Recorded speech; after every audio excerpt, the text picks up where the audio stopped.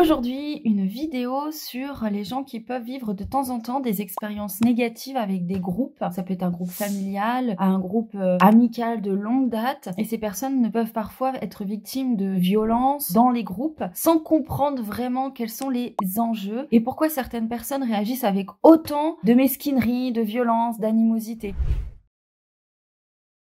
On va prendre le cas d'une famille où, on va dire, une des filles se fait souvent moquer, humilier, rabaisser, que ce soit par les parents ou que ce soit par les sœurs. Il y en a souvent un dominant, une dominante qui va, on va dire, mettre le tempo. Et donc ces personnes qui peuvent se faire persécuter se remettent en question parce qu'elles vont croire la version officielle. La version officielle dit « tu es une loseuse » ou « tu es un loser, nous ne validons pas tes choix, nous ne validons pas qui tu es, nous avons le droit de te rabaisser, de te moquer, etc. » Ça, c'est la version officielle qui veut être intégrée par tout le monde. Donc, la personne qui en est victime, en général, elle l'intègre et c'est ça le problème. Parce qu'il faut aller voir justement ce qui se passe en vérité derrière tout ce théâtre. Donc, en général, par exemple, si vous êtes victime de ça, observez que peut-être dans le groupe dans lequel vous évoluez, si c'est un groupe familial, essayez d'observer que, en fait, il y a des enjeux cachés de pouvoir, comme si c'était un système vraiment pyramidal où on retrouve la domination, des valeurs capitalistes et vraiment la loi du plus fort. Donc on n'est pas dans des valeurs qui sont sur la charité, la fraternité, l'ouverture de cœur et la tolérance. On n'est pas du tout dans ce système-là. On est dans, il y a des règles, des codes, des gens à valider, des choses à dire. Il y a du respect quand on a de l'argent, il y a du respect quand les gens sont dominants, quand les gens sont presque violents. Là, on les respecte parce que on considère qu'ils sont les plus forts. Voilà. Donc si vous êtes vous de nature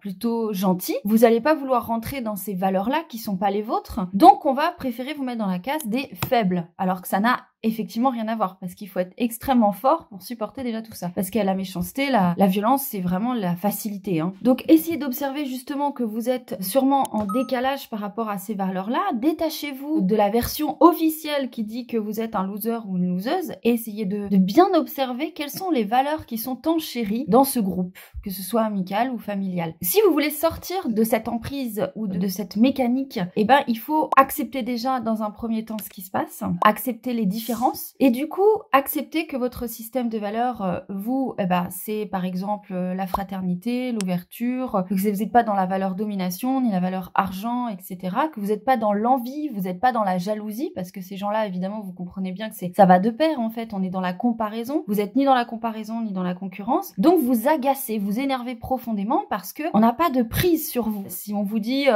j'ai telle voiture, je pars en vacances à tel endroit, vous aurez super, c'est génial. Mais du coup, vu qu'il n'y a pas de prise où on vous sent pas dominé par les valeurs, on va dire, du groupe, on cherche à vous humilier, à vous rabaisser. Et donc là, il faut justement enlever la dernière prise qui est celle de non, je ne croirai pas la version officielle, je ne répondrai pas à ces mesquineries-là, je me détache de leur regard, de leur considération, de leur malveillance. Et puis du coup, progressivement, c'est possible qu'on se détache aussi dans ces moments-là physiquement parce que ça peut être trop insupportable. Mais vous pouvez, si vous vous sentez pas de le faire, quand vous êtes en présentiel avec ces personnes-là, soit vous aurez des réactions instinctives qui sont verticales et très posées dans le stop et le non, sans forcément rentrer dans le conflit, parce que vous aurez plus peur, vous vous sentirez plus rabaissé, donc vous oserez vous affirmer, ou tout simplement vous ignorer, mais avec un vrai détachement, et là c'est la liberté également, et les personnes qui vous entourent, de toute façon, au fur et à mesure, ne trouveront plus de prise.